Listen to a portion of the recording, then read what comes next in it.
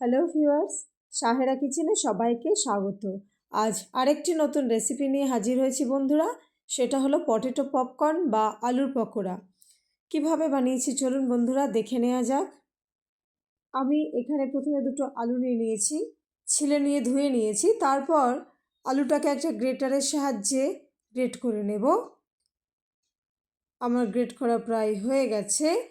এরপর আমি এর মধ্যে দিয়ে দেবো হচ্ছে জল দিয়ে ভালো করে আলুটাকে আমি ধুয়ে নেব, দুবার ধুয়ে নেব যেন ভেতরে সমস্ত কর্নস্টার্চটা বেরিয়ে যায়। এইভাবে ধুয়ে নিতে হবে। তারপর আমি গ্রেট করা আলুগুলোকে ভালো করে তুলে চিপে নেব, এমনভাবে চিপে নেব যেন জলটা না থাকে। এরপর চিপে নেওয়া আলুটাকে অন্য একটা বোলে নিয়ে নিলাম। দিয়ে এর মধ্যে আমি দিয়ে দিলাম হচ্ছে 1 টেবিল স্পুন লবণ, 1/2 টেবিল স্পুন গোলমরিচ গুঁড়ো, 1 টেবিল স্পুন লাল লঙ্কার গুঁড়ো, 3 টেবিল স্পুন ময়দা আর 2 টেবিল স্পুন হচ্ছে কর্নফ্লাওয়ার। তারপর ভালো করে মিশিয়ে নিতে হবে। মেশানো প্রায় হয়ে গেছে।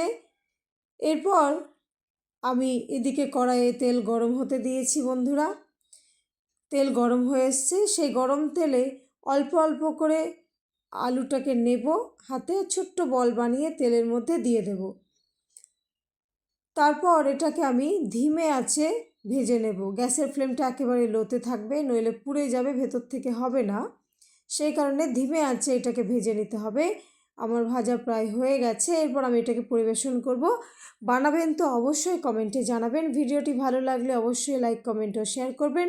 সকলে খুব ভালো থাকবেন ও সুস্থ থাকবেন। ভিডিওটি দেখার জন্য অসংখ্য ধন্যবাদ।